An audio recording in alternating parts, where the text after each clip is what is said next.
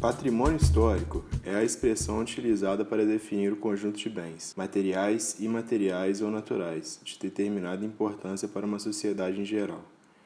Essa importância pode ser destacada como artística, cultural, religiosa, documental ou estética.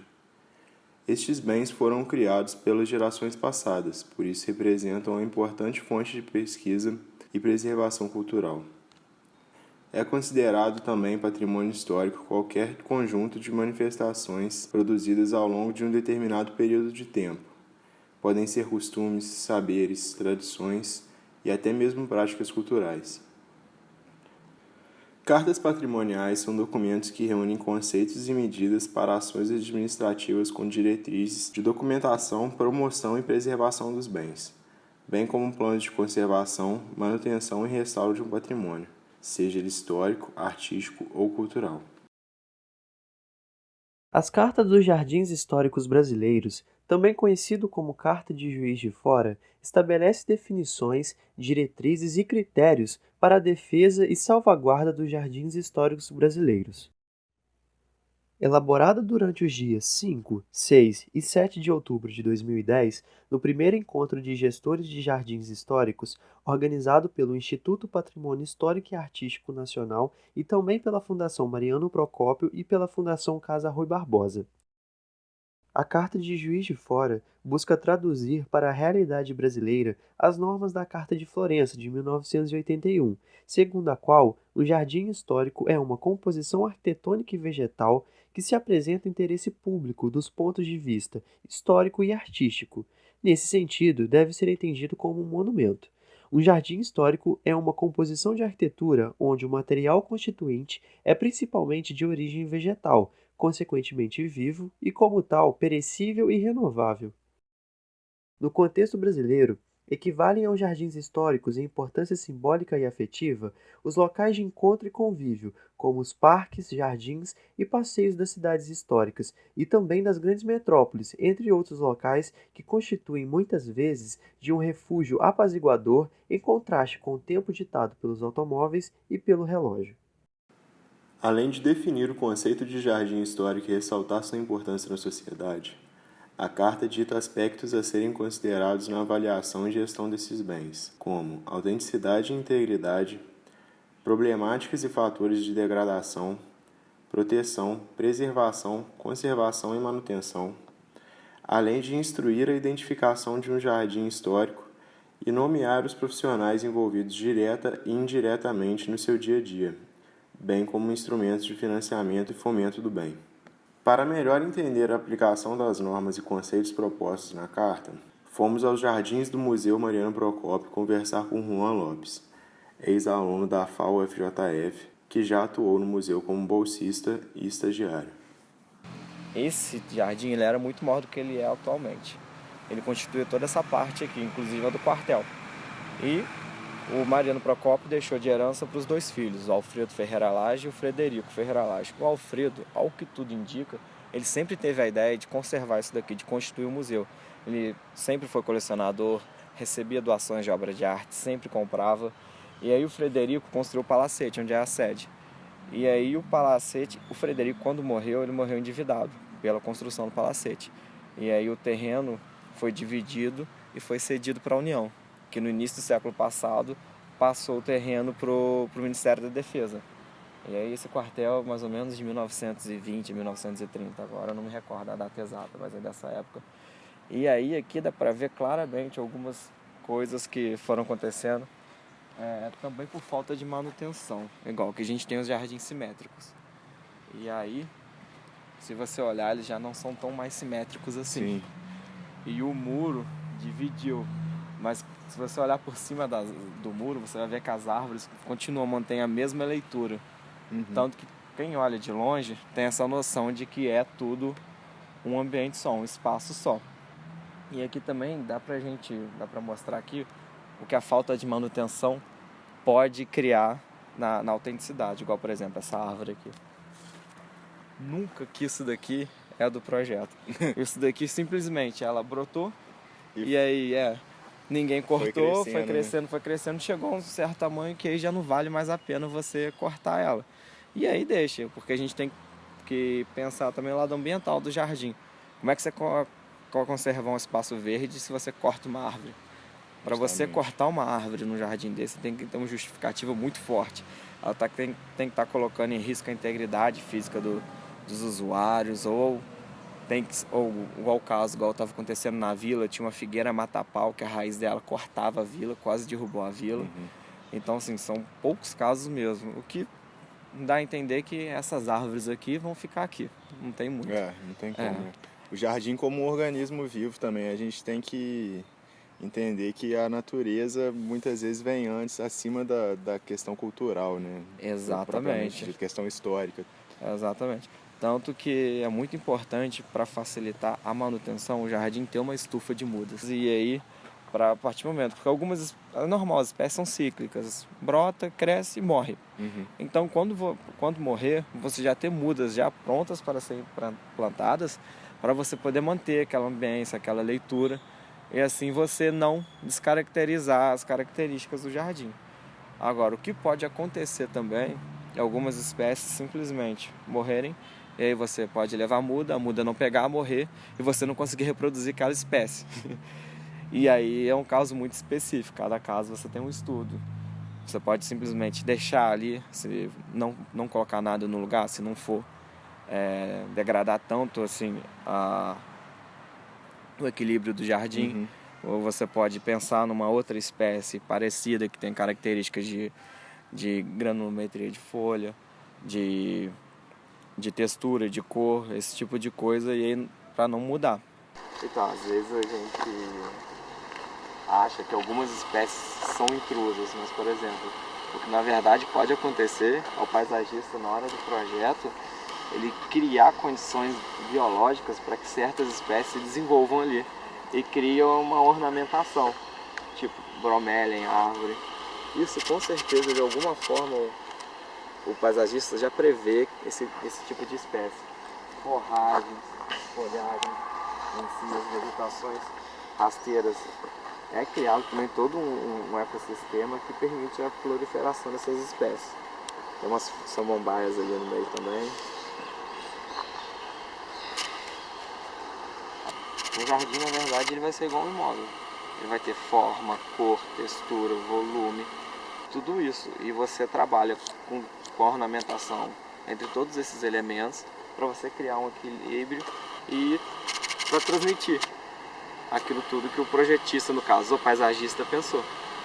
Aqui você vai ter biólogo, agrônomo, restaurador, você vai ter uma série de profissionais que eles precisam trabalhar em conjunto. Por exemplo, a vegetação.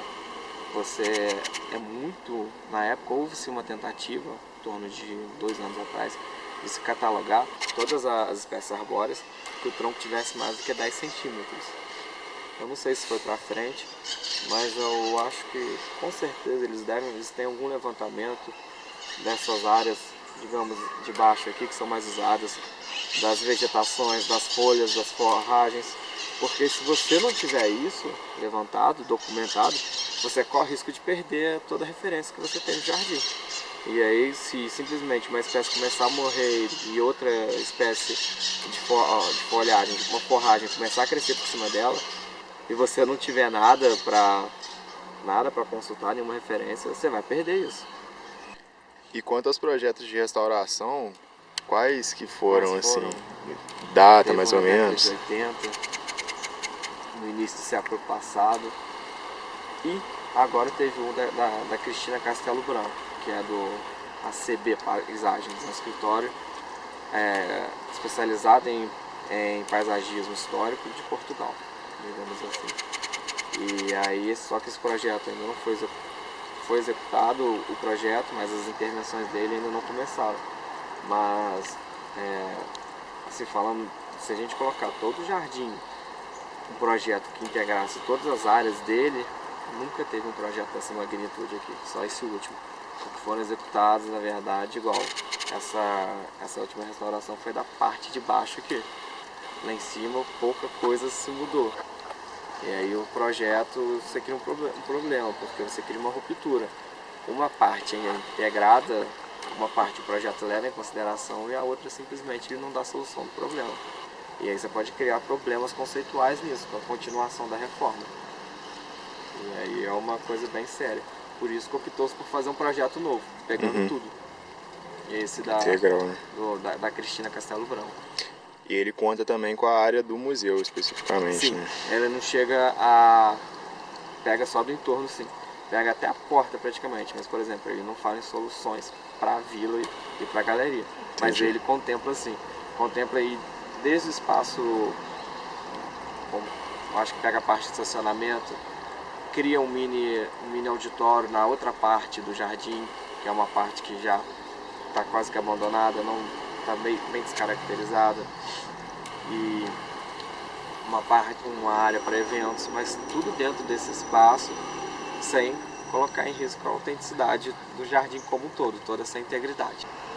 O mais importante, inclusive, foi quando a Cristina Castelo Branco fez o projeto de restauração de jardim, ela bateu muito nessa tecla, parte de irrigação e de drenagem. Você não consegue plantar um jardim, você não consegue ter as espécies se você não tiver uma irrigação. E aqui, como a gente está em desnível, a drenagem é muito importante, porque senão a água simplesmente desce e aí entra dentro das galerias, entope tudo e aí vai causar problema. Isso quando não leva a terra para dentro do lago, que aí é outro problema. E essas galerias, algumas delas são autênticas do primeiro projeto, ainda do século XIX. Mas algumas já passaram por transformação. O projeto de restauração especifica bem quais as que são autênticas e quais foram colocadas depois. E mesmo assim, é uma intervenção que se justifica exatamente por isso, pela manutenção. Você nunca vai conseguir manter um jardim se você não tiver uma drenagem correta e uma irrigação. Assim, um ponto crucial de manutenção. Sem isso, você não sai do lugar. Tem vigia aqui. E agora, esses dias ainda abriu as trilhas que eram fechadas, então a ideia é que esses vigias ficam andando e vasculhando. Só que assim, essa questão da segurança em parques, ela é meio complicada assim. Tem lugares que eles preferem fechar, outros já preferem abrir e aí você ter vigia, você ter vigilância. Só que a gente tem que levar em consideração também que aqui no museu a gente tem uma mata muito densa, muito fechada. E as trilhas são muito curvilíneas, então fica fácil você esconder, fazer qualquer coisa. E aí vai da administração, ou pelo menos os recursos das administrações, para poder manter ou não essa vigilância. Em algumas épocas, o poder público coloca mais dinheiro, você tem uma quantidade maior de guarda. Em outras épocas é mais curto. E é basicamente assim que funciona aqui. Mas a ideia de que a parte de baixo sempre estão aberta é bem interessante mesmo. Assim, porque independente da vigilância, o parque sempre vai estar, pelo menos em partes, aberto. Eu lembro, ano passado teve, eu acho que um evento de jazz aqui, né? Isso, tem Como alguns que eventos funciona? esporádicos, isso. E aí é todo fechado, normalmente só fica aquela área ali perto da entrada. E aí você tem os vigias que não deixam o público dispersar para as outras áreas. Sim. E só aqui embaixo também tem uma iluminação que tem condições de funcionar à noite. Porque o resto, mesmo você tendo alguma iluminação, não é tão forte quanto daqui, não é o suficiente para dar uma segurança, principalmente por causa da vegetação muito densa. E aí tem esses eventos noturnos, tem alguns infantis também, e os eventos culturais também, tem que ter todo um pensamento, uma demanda de que o tipo de evento não coloca em risco nada que tenha no jardim. Você não pode simplesmente, você tem que tomar cuidado até com a parte acústica, porque você tem algumas espécies de pássaros que ficam na copa das árvores e que podem sofrer alguma coisa, os cisnes. Cada evento aqui passa por uma análise multidisciplinar. Você tem biólogo, tem a parte de produção cultural, tem a parte de infraestrutura, porque igual você tem evento de jazz, tem que ter som, tem que ter palco. Então, assim, por mais que você tenha que incentivar o uso para você manter o parque, para você conservar o parque, mas isso tudo tem que ser feito de uma maneira bem criteriosa, não é simplesmente abrir para qualquer evento, para qualquer uso. E eu vi uma coisa assim que chega a ser até meio idiota, mas que acontece muito, acontecia, com certeza ainda acontece. as professoras de escolas infantis ligarem para cá pedindo para trazer uma turma para plantar uma árvore, fazer ações desse tipo. Só que, poxa, você tem que preservar exatamente, você tem que manter a integridade, não simplesmente sair crescendo, sair por aí plantando qualquer espécie arbustiva que pode no futuro causar algum problema ao jardim. Que também não pode ser um campo de experimentação livre, assim, né? Aí a pessoa liga, toma uma negativa, fala que é um espaço público, é isso, que é aquilo, e não entende da complexidade que é cuidar de um jardim desse, que é conservar um patrimônio histórico, não é só uma área verde qualquer. Essa consciência de jardim histórico no usuário, na população, assim, são pouquíssimas pessoas que têm essa noção de que o jardim é tão importante quanto um bem construído, assim, como por exemplo a vila ou a galeria. As pessoas entendem isso daqui, na verdade, como espaço verde urbano, não entendem que todas as características que estão aqui têm um valor histórico. Isso, assim, por um lado é interessante também que você abre margem para uma educação patrimonial. E aí, desde esses eventos, tem eventos infantis, desde a caça ao saci, que as crianças vêm aqui, os passeios, as visitas guiadas. E aí você explica para as pessoas, desperta esse interesse, essa atenção, que isso daqui deve ser conservado e que se hoje a gente tem árvores, palmeiras gigantes, é porque isso foi pensado há 150 anos atrás, mais ou menos. Foi construído há muito tempo. Um jardim desse, na verdade, ele é projetado e construído para décadas depois.